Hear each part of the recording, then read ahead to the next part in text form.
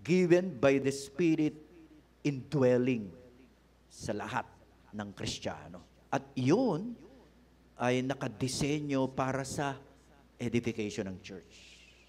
Para sa edification ng church. Kaya kung humihina ang church, sa buhay mo, mukhang hindi angkop ang ginagawa mo para sa iglesia. Parang ganun yan.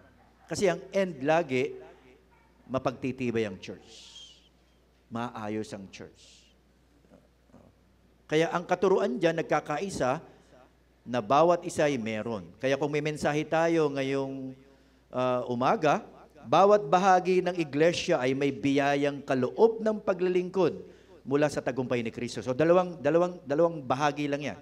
Bawat isa, kung Kristiyano kang talaga, may kaloob ka ng paglilingkod. And you are responsible to seek and to examine yourself. Or else, hindi ka makapamumuhay ng ayon sa layunin ng Diyos sa iglesia. Hindi. Sasablay ka. Diyan mangyayari yun. Mapapagod ka, mauubos ang lakas mo, ang sigla mo, hanggang sa parang walang meaning ang membership mo o kahit may ginagawa ka. Bakit? Wala ka sa linya. Ang term ng mga karpentero, wala ka sa hulog. Wala ka sa layunin ng Diyos kung bakit nadyan ka sa church. At yun ay very crucial sa church membership. Kaya nga tinatanong namin sa mga magiging miyembro, ang huling miyembro namin ay si Brother Ryan. Nakalimutan ko apelyido. Tinatanong namin, anong maiaambag mo, Brother Ryan, sa iglesia para sa katitibay nito? Ay, Pastor, I'm willing to help you. I'm willing to be of assistance sa iyo at sa iglesia ayon sa aking makakaya. Ayaw niya ng front. Nangingimi pa siya. Dahil iniisa-isa ko na yung preacher namin dahil tumatanda na ako. Baka mamatay ako anytime. Kawawa yung church. Kaya meron kaming processes ng selection ng another pastor and a deacon. At may mukha na, dalawa. I-announce namin in due time pagka nakausap ko na sila uli. So initially, kinausap ko na yung dalawa. At yung panghuli, are you willing?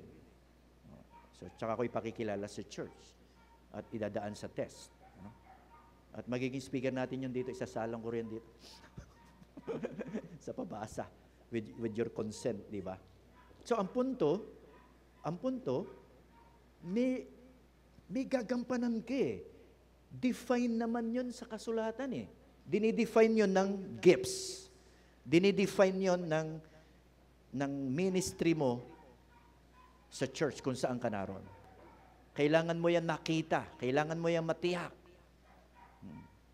At paano matitiyak yan? Mamaya, nariyan ang practical steps. Pero ang susi dyan, yung pastor mo. Dahil naniniwala tayo, walang Kristiyanong walang pastor. Malibang paniwalain mo kung may tupa, walang pastor. Meron.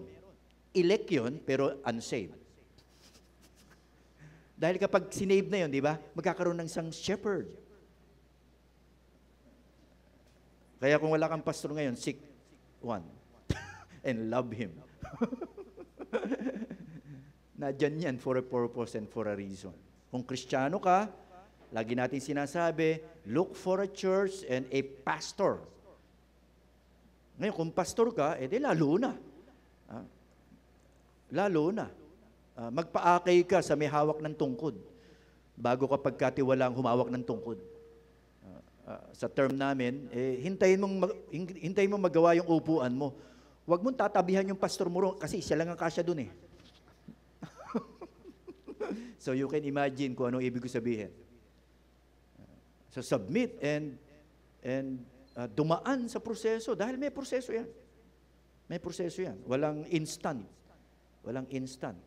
Hindi ko alam sa ibang church kung may instant. Alam ko, 5,000 ba, bishop ka na. Kaya nauubos na ang pastor sa Rizal. Bakit? Nagiging bishop. Naka-record ba ito? Baka ma-quote ako.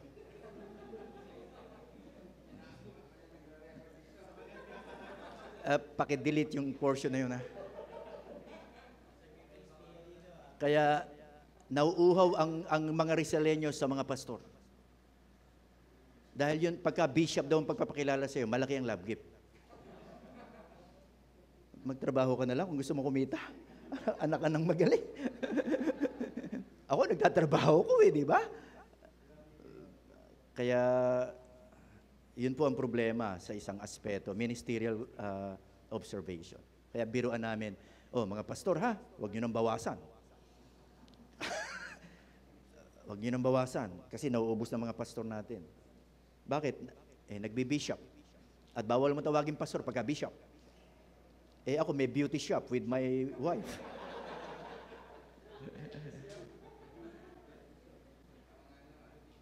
Si Pastor Ariel may bancho shop. Kaya pwede na kaming makihilera sa mga shop.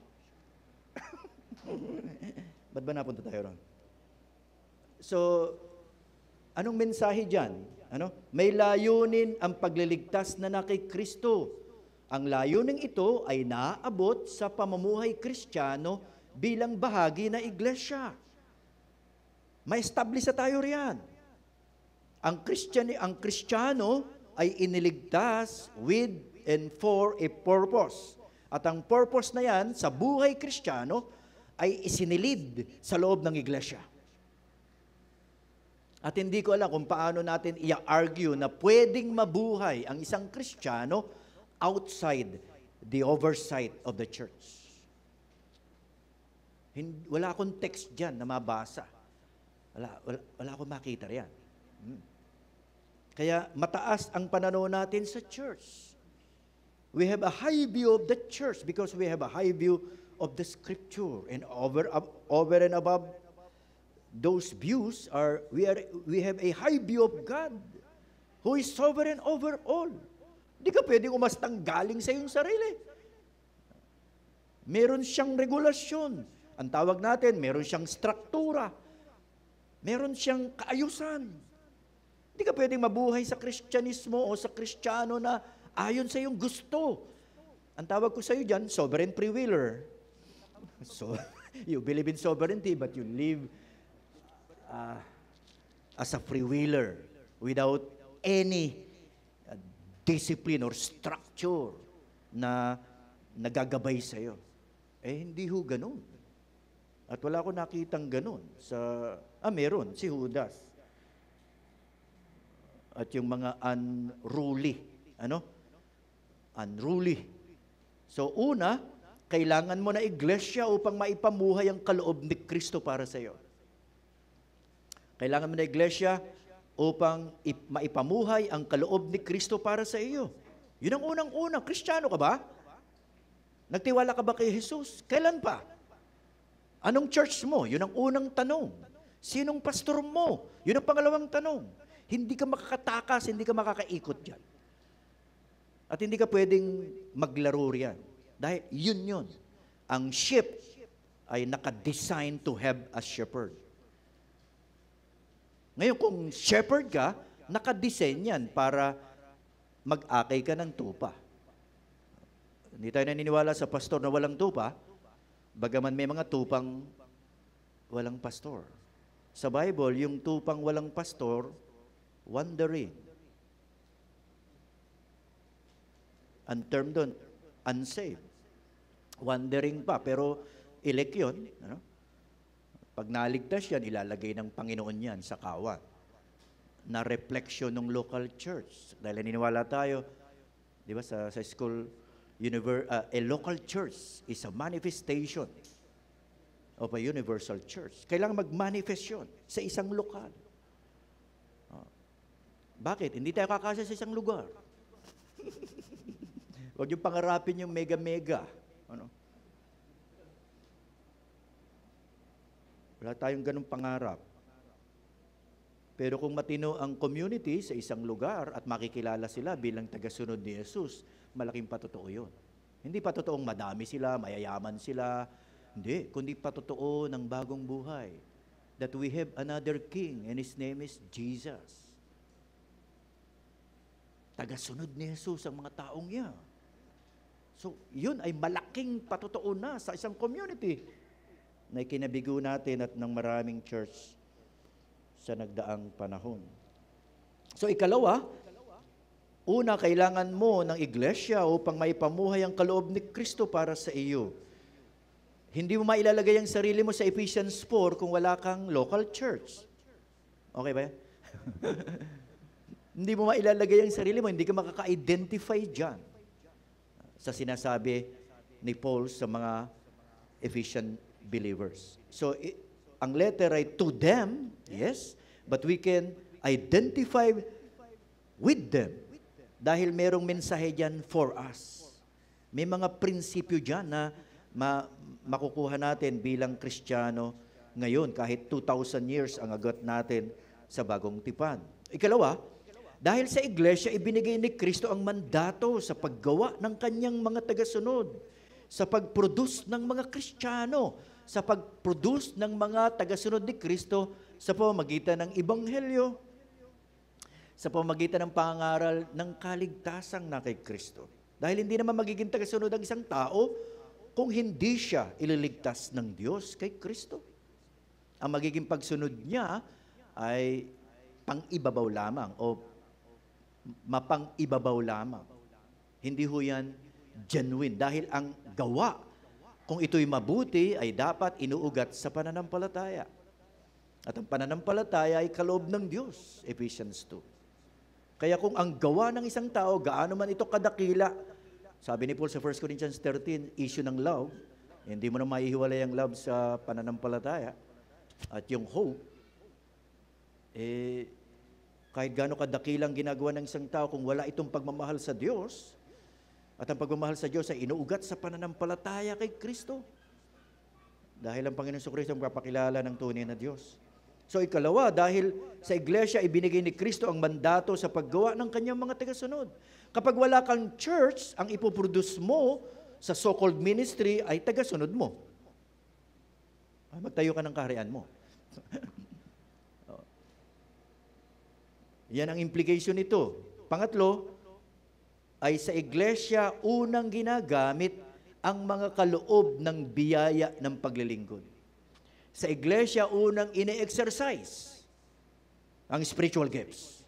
Dahil ang purpose niyan ay for the edification of His body or edification of His people. At yung mga taong yan ng Diyos ay naroon sa isang kongregasyon, naroon sa isang lugar. At doon ine-exercise yan. Doon ginagamit yan. Dahil yan ang disenyo ng Diyos. Pagtibayin ang isa't isa. Dahil mabigat ang laban sa mundo. Mabigat ang laban sa kasalanan. Mabigat ang laban sa kaaway. Kahit na sila ay talunan. Pansinin natin, kapag wala tayong iglesia, anumang paglilingkod na ginagawa natin ay pansarili lamang. Or, magaan-gaan siguro, walang kaayusan, not in order.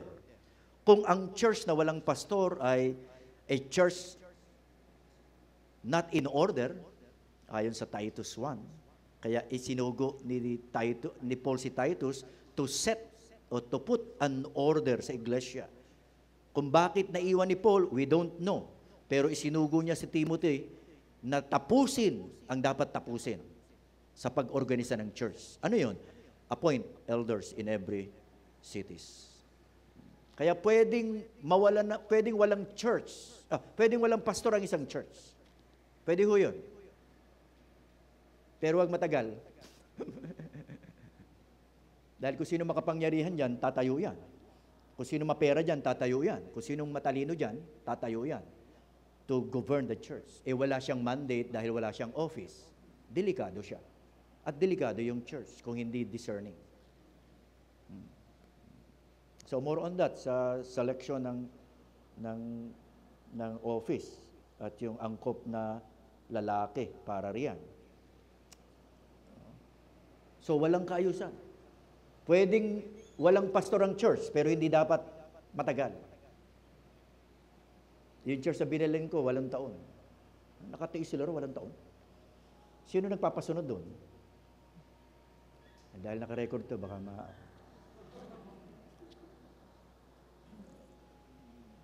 water under the bridge, pero hugot ang magiging bintang dyan. Pero yun ang totoo.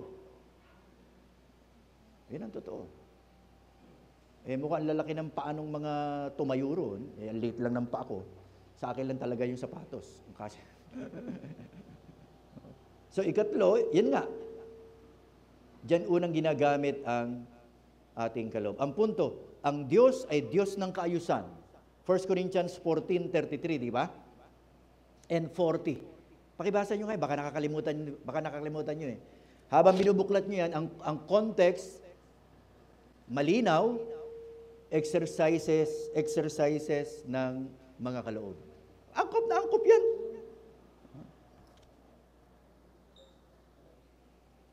Paano dapat gamitin, anong regulasyon sa paggamit ng mga kaloob? Sumosobra sila. Di ba?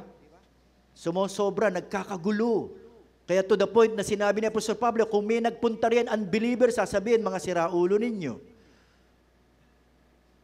Nariyan yan, sa 12 to 14. Ang konteksto ng using spiritual gift, pero not for edification na nangyayari. Nagkakagulo sila. Nagkakanya-kanya, nagmamagalingan. Kaya kung may tongue sa inyong church ngayon, gamitin yung 1 Corinthians 14. One at a time, hanggang 3 lang. One at a time. May magtatangs, i-translate. Then, upo, tapos isang magtatayo uli, translate. Tapos, hulit, magsasalita, translate. Hanggang 3 lang. Pag-apat, unbiblical na kayo. At walang babae. Doon bumabagsak ang maraming tongue-speaking churches. Hindi ako nang bibira, nilalatag ko lang ang kaayusan. Kaya ang sabi ng 14, di ba? 33, ano sabi po? Pakibasa please. 14:33. Pakibasa po.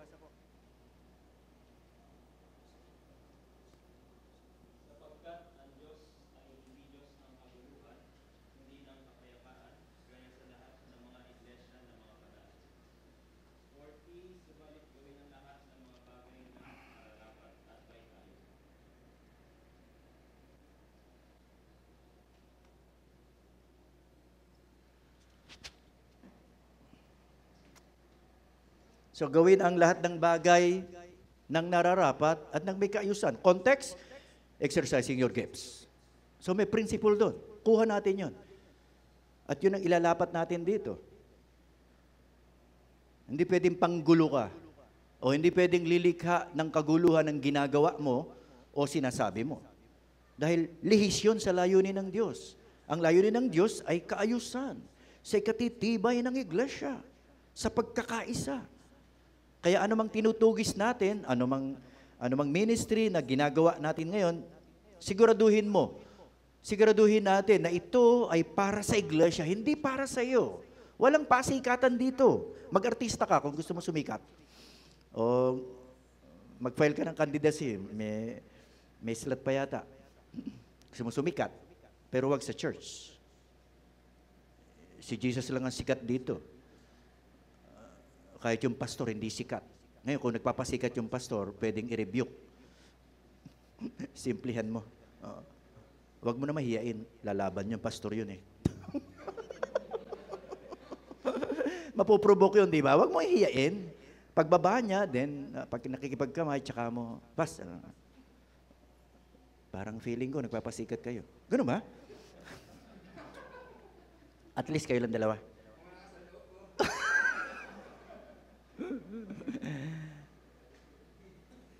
At yung mga asawa ng pastor, dapat ang number 1 discerning. Hindi aangal yun. Pagka-asawa na nagsabi.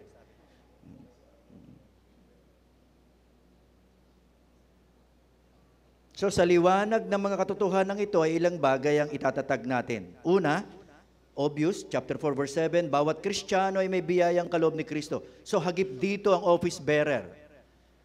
Hagip dito ang pastor teacher. So sa theology kasi yung prophet and apostles ay foundational. Ano?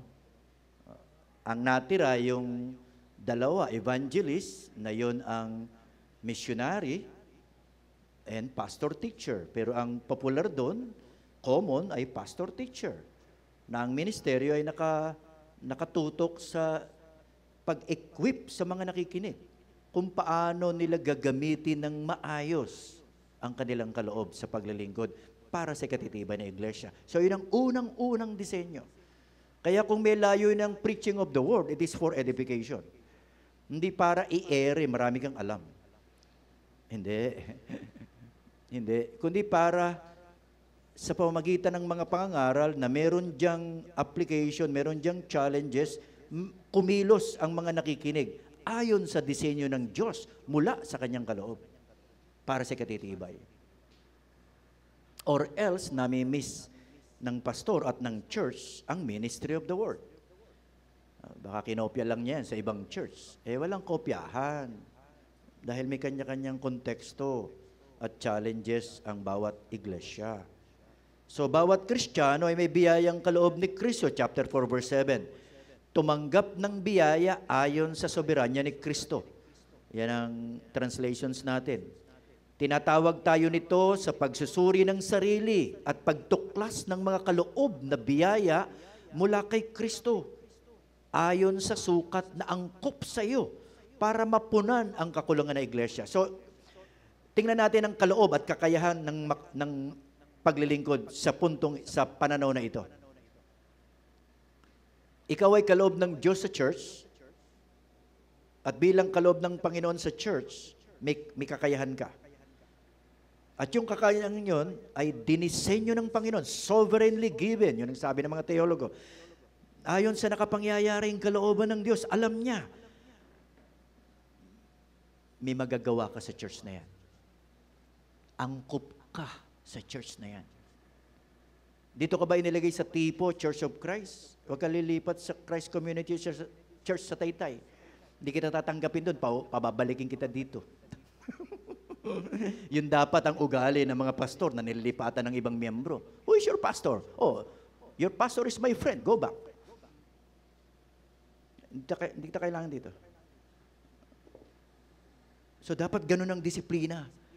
Hindi yung may lumipat, kilala mo yung pastor, may sinabi yung ay, ganun ba? Talagang ganun yun. Halika, usap tayo. Yan ang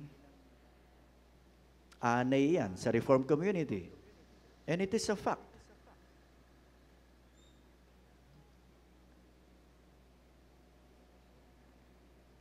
Dapat meron tayong lecture doon. Dami ko hugot doon. Nakakuha ng kakampiyan damuho.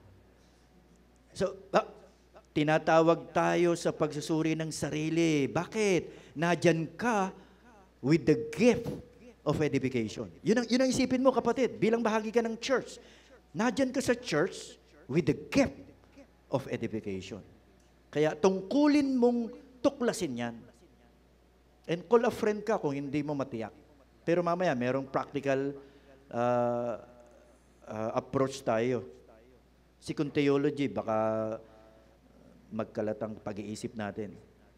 So, tinatawag tayo hindi lamang sa pagsusuri ng sarili at pagtuklas, tinatawag tayo sa katapatan at inilalagay sa tungkuling maging lingkod ng kapatiran. Sa ibang salita, ang kakayahan mo mula sa kaloob ng biyaya ng pagliligtas ni Kristo ay kailangan ng iglesia. Hindi ko sinasabing, you are important, baka pangbobole o panguuto. Dito ka na. May purpose ang Panginoon, bakit bahagi ka ng church? Tuklasin mo yon. Kasi kung hindi mo yan matutuklas, hindi mo may pamumuhay ang kalooban ng Panginoon sa iyo bilang bahagi ng iglesia. Malungkot ito. At baka ganyan ka. At baka merong ganito sa church na hanggang ngayon di pa niya alam kung anong gagampanan niya sa church. Tanungin mo si pastor. Tanungin mo yung able men or spiritual men. Makakatulong sila. Idagdag mo ito. Yung makikita natin dito. So tinatawag tayo rito, suriin ang sarili, tuklasin ang kaloob.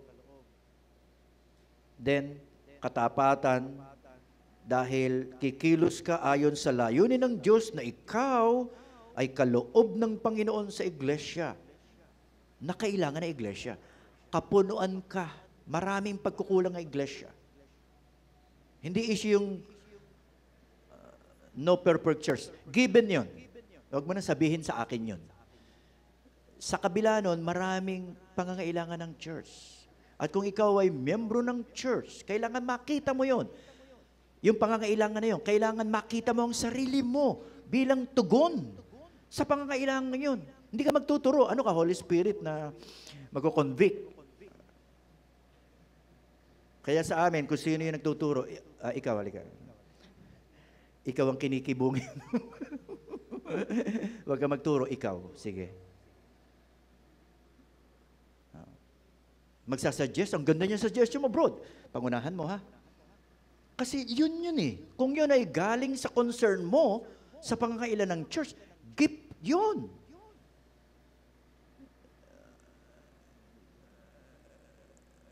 Hinipo ka ng Holy Spirit, hindi ka tinuro lang. Mahirap yun. Pero kung may kusa, dahil ako, naniniwala ko na yun ay kusa, galing dun sa desire. Kung ang pastor, ang unang qualification ng graces, you have the desire. Dapat ganun din sa gifts. Dapat ganun din. May desire ka ba for the edification of this church? Pogi, and ganda points mo yon. Hanapin mo, anong kulang sa church? At tingnan mo sarili mo kung ubra ka ron. And that's your gift. Sa akin, ganun lang kasimple yan. Huwag niyong pahirapan ang sarili niyo sa mga libro. Kanya-kanilang approach yan. Dito, inilalagay sa kaayusan ang pag-iisip ng bawat bahagi na iglesia. Hindi maaaring isipin na wala kang kakayahang kaloob para sa iglesia. May tungkulin kang gagampanan. May tungkulin kang gagampanan. Mula sa pastor hanggang sa pinakabagong miyembro ng church. Tanong, kailan ito tinanggap? Tinanggap ito nung nagtiwala ka kay Kristo para sa iyong kaligtasan sa pananampalataya mo ay tinatakan ka ng kanyang spiritu. Chapter 1, 13 to 14, di ba? Yun ang sabi ni Paul. Yung pagkahirang sa iyo ng Diyos at pagbibigay ng mga spiritual na kaloob, chapter 1, verse 3, kasama yung giftings doon. Hindi lang yung graces of new life, kundi yung giftings. Bahagi yan ng spiritual, ng heavenly gifts mula sa kanyang pagliligtas. Sa pananahan ng kanyang spiritu, ang mga katangiang bunga ng spiritu, Galatians 5:22 to 26, bilang pag-uugaling Kristiyano na magpapakilos sa paraan ng paggamit sa mga biyayang kaloob sa paglilingkod. So, may regulasyon pa rin sa paggamit ng kaloob. Kailangan motivated ka ng mga katangiang spiritual. Tawag natin dyan, spiritual graces. Graces sa liwanag ng kilos ng Espiritu. So, kailangan, yan ang nagpapakilos dyan. Yan ang nagpapakilos dyan. Pagmamahal, pagtsatsaga, at marami pang iba. At mayroong binanggit si Paul dyan sa Ephesians chapter 4. Kaamuan, pagpapakumbaba, at pagmamahal. So, yun ang pinalutang niya riyan. Para maging prinsipyo mo sa paggamit mo ng kaloob. So, walang payabangan dito, walang paistaran dito, walang kung anuman, kompetensya lalo na. Dahil ito'y gagawin mula sa katangian ni Kristo na ipoproduce ng banal na Espiritu. So may regulation dyan para ma-maintain at mapanatili ang pagkakaisa. Paano malalaman ang kaloob na biyaya ng paglilingkod? Ito na. Mula sa pagmamahal ay magmamalasakit ka para sa katitibay ng iglesia o ng kapatiran. Kaya ang unang tanong ko, may concern ka ba? Concern ka ba sa church? Meron ka bang hangarin sa ikabubuti ng church? Malalaman mo ang mga pangangailangan ng church. I-announce siya ni pastor o i-announce siya ng deacon. Kung ano man ang kalakaran, ipapaalam yan sa church. Church, we need this, we need that, we need to go there. Nakikita mo ba ang sarili mo? Mula dun sa desire, na ikaw ang isa sa tugon sa pangangailangan ng iglesia. Yun. Very practical po ito. Very practical ito. Anong meron sa'yo na angkop sa pangangailangan ng church? Gawin mo. May nakakakita man o wala. At huwag mong gagawin yan dahil gusto mong makita. Gawin mo yan sa Kanya na hindi mo nakikita, pero nakakakita sa iyo ang Panginoon. Kaya kahit hindi ka ma-recognize, kahit hindi ka mabigyan ng plaque, kahit hindi ka mabigyan ng reward, masaya ka dahil may nakakakita sa iyo na nakakaalam ng puso mo. Yung mga tao mula kay pastor, hindi alam yung puso mo. Bakit mo ginagawa ang isang bagay sa iglesia? Siya lang ang nakakaalam nun. Ngayon, kung gustong hiyain ka ng Panginoon, ibubuyang-yang yan in due time. Kaya pala ginagawa mo ito, mabubuko ka. Kung anak ka ng Panginoon, tutuwid ka. Kung hindi, pababayaan ka ng Panginoon. Tawag doon, reprobate. Lalampasan ka ng biyaya sa theology natin. Mga electionist. Amen ba? Parang tahimik kayo Ginagawa ko nga magaan ang issue. Pero mabigat ito, pinapagaan lang natin. Dahil it takes a responsible men and women bilang Kristiyanong bahagi ng church. Or else, huwag kang magkaroon ng church. Hindi mo naintindihan ang membership. At maraming ganun. Kahit sa Reformed Baptist pa, kahit may 1689. Ano? Ang tanong doon, anong ginagawa mo sa church? Alam mo ba? Define ba ang hakbang mo? Hindi man may numero. So, ano mang magagawa mo ayon sa kakayahan at pagkakataon, mulat ka ba sa kalagayan ng iglesia? Tumutugon ka ba sa mga hamon na pangangailangan ng iglesia? Again, lagi ko sinasabi, mataas ang pananaw natin sa ministry of the word. Kaya naniniwala ako, manggagaling dito lahat ang challenge. Follow up na lang yung personal challenge, patapik-tapik ng pastor. Follow up lang yan. Baka ikaw ang maging idolo niyan. Hindi yun ang danger dun Yun ang danger pagka personal and encouragement mo. Pero kung dito sa pulpito, objective yun.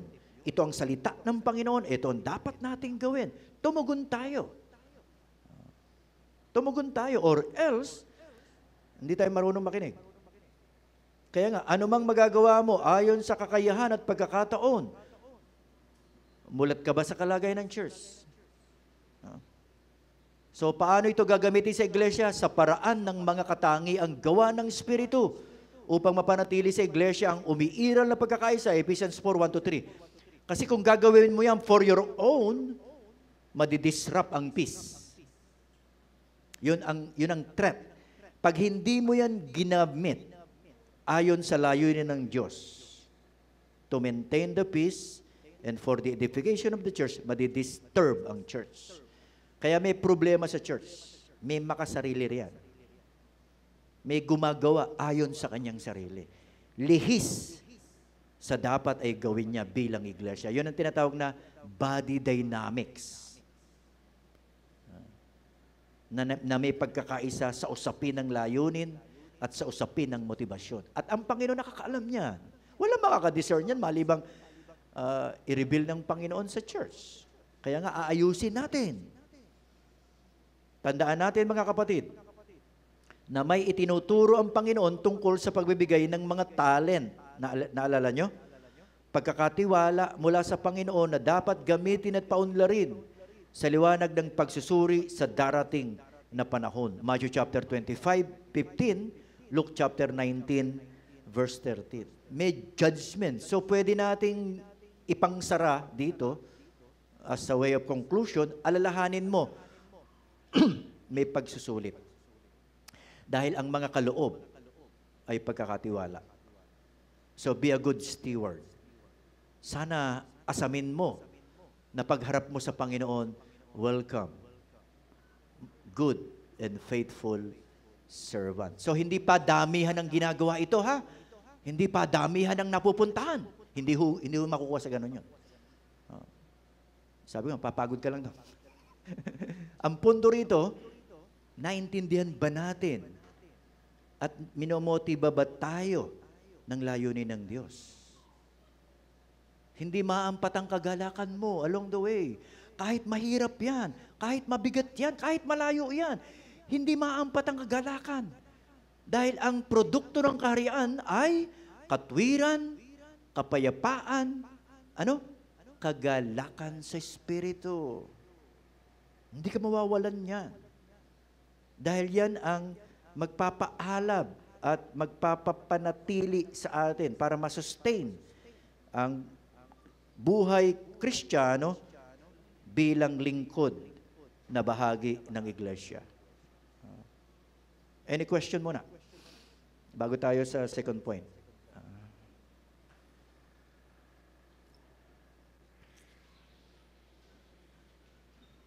Malinaw po ba mga kapatid?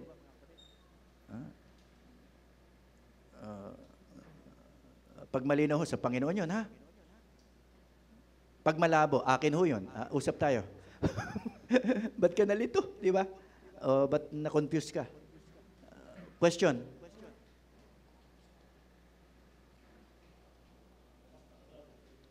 Yes, go ahead. Pass. Meron po akong isang daang tanong, pero isa lang muna. O sige, hindi ko kaya 99. Isa lang. So, Pastor, so paano tatanggapin ang isang tao na sinasabing nakakilala kay Kristo na maging bahagi ng iglesia o yung membership? Or otherwise, ano yung proper acceptance upang maging membro sa iglesia? Pagamat may mga churches na yung automatic membership na umaten lang ng 2, 3, 4. Sabi pa nga, born again na ako. Okay.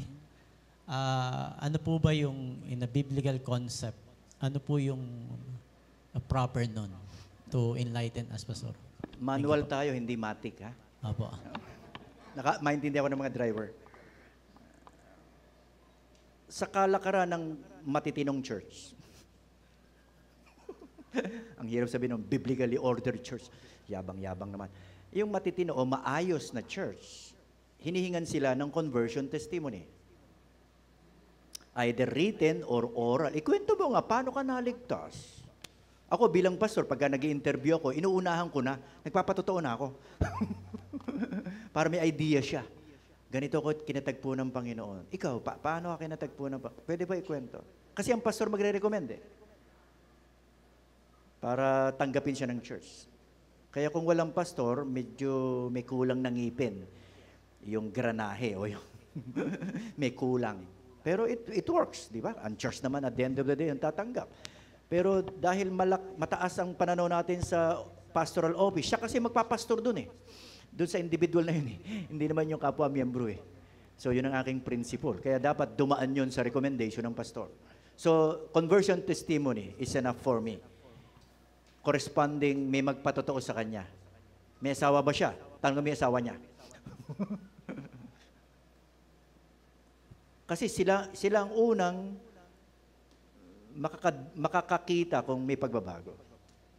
Pangalawa, ano yung outstanding sin na kinumpronta ng Panginoon sa iyo para makita mo ang napapahamak mong kalagayan at kumapit ka sa pagliligtas na kay Jesus. So, yun. Yun po. Ibig sabihin, may process. Manual tayo. May primera tayo, may segunda. Hanggang tercera na lang kasi pagka dumadami, baka mahirapan naman pumasa yun. So, conversion testimony, sa amin, ginagabayan natin. Sa conversion testimony, see to it na may outstanding sin ka doon na kinumpront ng Panginoon for you to turn to Christ. Kasi repentance and faith and conversion Kailangan ma-identify mo yon. Ako, on our part, hindi naman kami solidong Katoliko, nanay ko yan. Ang tatay ko, Mendoza Francisco side, mga UMC yan. Walang santo yan. Kaya hindi ako namulat na nagpapahid-pahid sa santo. Lalo na nagbubuhat. So, anong kasalanan ko in particular? Marami kong kasalanan sa aking mga magulang, sa aking mga kaibigan, pero ang outstanding kinumpronta ng Panginoon, then, October 1984, buhay na ba kayo nun? October 1984, ay ano? Yung pagtakas ko sa Panginoon. Yun ang pinalutang. Kaya ang ginamit na text sa akin, Psalms 139. Anong okasyon? Bible study. Bakit? Tatanggapin ko yung mga pastor namin, 2 sila, tapos ilang deaconesses. Wala kaming deacon. Tsaka mga miyembro namin, tapos kababata ako, naroon na sa church. Pag umupo na sila, paglilingkuran ko sila, tapos tatakas na ako. Hindi ako makikinig. So yun ang outstanding sin na kinumpront ng Panginoon, na tumatakas ako sa Kanya sa pamamagitan ng pagtakas sa Bible study. And from then, marami ng kasalanang inihayag ng Panginoon sa akin para talikuran. Yung mga ganon. Same din po ba, Pastor, sa di ba, nakakilala na sa Panginoon. So, yun nga, yung order po ninyo, yung para magkaroon siya ng covenant membership dun sa church. Converted no siya. So, paano ho, Pastor, yung mga galing sa ibang church? Kung galing sa ibang church, inaasahan ko na irerekomenda siya ng pastor. Kung hindi, suspect yun. No, just like for example, Pastor, matagal na siyang... Wala. Okay. Ano naiwan niyang patutodo sa church? Kailangan ma-resolve yun eh.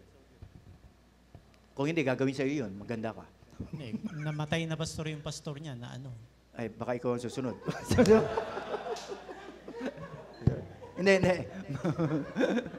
So again, kung church yun, galing church, better for you to ask his or her testimony, conversion testimony. Okay lang yan. Ano rin? Pattern din yun. May membership o wala. Malay mo, nagkamali yung church sa pagtanggap sa kanya, unsaved pala siya, di ba? Pero dahil mabait siya, nagbibigay siguro siya, or baka nagpapakain siya lagi, miyembro ka na. May mga ganun, di ba? So, tingnan natin yung conversion testimony is a crucial documents para mapanghawakan ng church. Last question, Pastor. Kahit dalawa. Sige. Wala pa. Sorry. Last Sige. na po ito. Pastor, kasi may mga churches na nangyayari po ito. So, pwede bang maglingkod po yung isang, sabihin, Kristiyano na po, okay?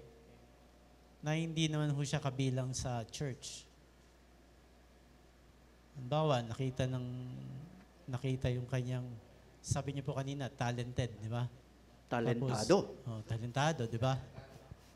Tapos, Pero hindi konektado. Hindi siya konektado. So, sa church. Oo. So, parang dumadalo na siya ron, hindi pa naman siya Miyembro membro ng church. Pero may dinadaluhan siyang church. Dumadalo na, Okay. pero hindi pa siya membro ng church. O pwede rin ganun, Pastor. Dumadalo siya ron kasi may mga churches na dito ka muna dumalo, ikaw muna yung para maging katulong ka muna namin dito. So, pwede ba yung ganun, Pastor? Hindi. Tama po. Papaliwanag pa ba ako? Hindi natin pwedeng gamitin ng isang individual dahil kailangan lang ng church, kahit walang membership. Walang gamitan dito. Tinutugis natin ang layunin ng Diyos sa pagliligtas sa taong yan na may katambal na kaloob na kailangan ng church. Kaya kailangan siyang dumaan sa proseso ng membership.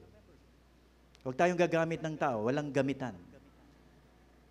Kailangan mag-profess siya at kailangan makita niya ang pangangailangan na maging bahagi ng church. At naniniwala ako, ang mga tunay na tupa, hindi mag-iisa yan. Maghahanap ng kawan yan. Kahit doon sa normal shepherding doon sa labas. Ang tupang nag-iisa, vulnerable sa lobo. Magiging prey siya ng kaaway. Yung ang sama-sama, binubulabog ng kaaway para magkalat eh. Kaya ang design ay flock or corporate or community. So I will encourage, kung ako yan pas, encourage mo. Kung nasa church mo, encourage mo. Wala ka ba nakikita ang pangangailangan maging bahagi ng church? Wala ho pas eh. Tingnan mo kung Kristiyano ka ha. Sa akin, gano'n na yun. Kristiyano ka ba? Eh, ngayon ako nakakausap ng Kristiyanong walang desire maging bahagi ng church. Ano problema mo? Sino ba narinig mo? Si Kibuloy ho, doon ka. No. Pero ang dapat gabayan siya kung Kristiyano siya. At kung tupa siya, malinaw ang Bible. My sheep hear my voice and they follow me. Ituturo natin sa kanya mula sa salita ng Panginoon that you need a church dahil sa high view ng Panginoon sa iglesia.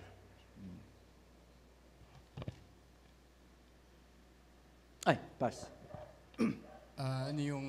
Just to hear your reaction, Kung ang isang Kristiyano ay umattend sa church, hindi siya membro.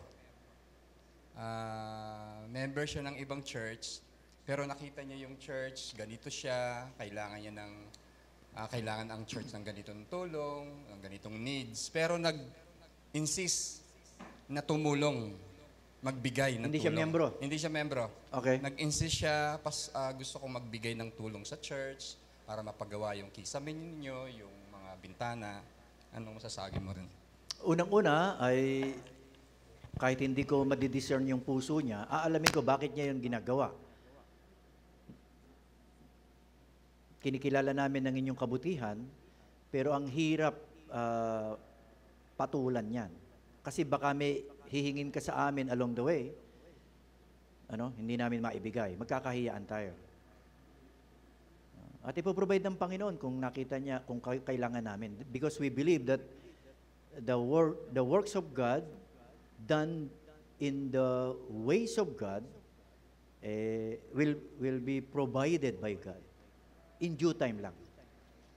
Witnessan mo, Pas. Baka maligtas. Additional info lang. Kasi yung question ni Pastor Sam, yung nangyayari kasi ngayon, Pas, ang attendees, professing believers, attending siya 1 week, 2 weeks, 3 weeks, 4 weeks, automatic nagiging member ng iglesia. No? May mga ibang iglesia na hindi sila naniniwala sa covenanting, church covenant. No? Ano ang masasabi mo ron? Kailangan silang turuan at i-persuade. Turuan for you to persuade them sa liwanag ng salita ng Diyos. Dahil wala tayong makikitang iglesia sa bagong tipan na hindi responsable sa isa't isa. So yun ang ina-articulate, yun ang pinapaliwanag ng covenant. We have a responsibility with one another. At define naman yun. Bakit forbear with one another? Magkakakiskisan kayo, pareho kayong fallen. Sinful but saints at the same time. Kung Luther ang dating mo. So magkakasala yan laban sa'yo. Magkukulang yan. So, hindi ma-exercise yan kung walang sense of commitment o level ng commitment sa pagiging bahagi ng Diyos. Sarili mo masusunod. Hindi, isa lang ang soberano rito, si Jesus. At may batas siya sa buhay iglesia bilang Kristiyano. At yun ang dinidefine ng covenant. Ang ating responsibility na pananagutan sa Panginoon bilang bahagi ng kanyang church. So ako, yun ang i-appeal ko sa kanya.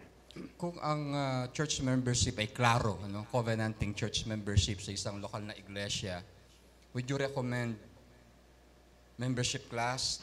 Yes. Would you recommend 6 months attending in the Sunday school or worship service? Depende na sa discretion ng church. Fluid yan, walang issue dyan. Ang sa akin, once na may nag-recommend dyan, nakilala ko, madali ang proseso.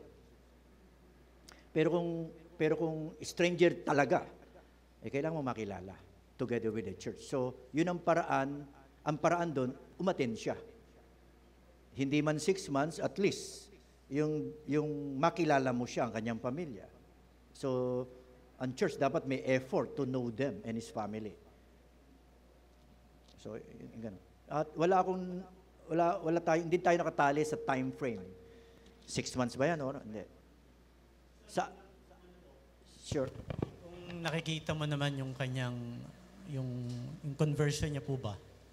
Halimbawa, yung kanyang eagerness talaga na matuto ng salita ng Diyos.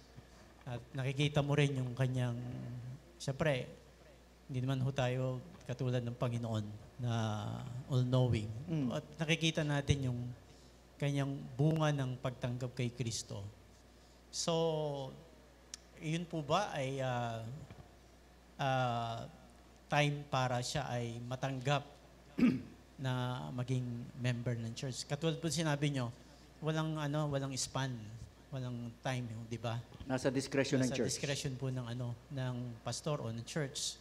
Kung ilang linggo ka na umaten, so tapos pwede ka na maging membership.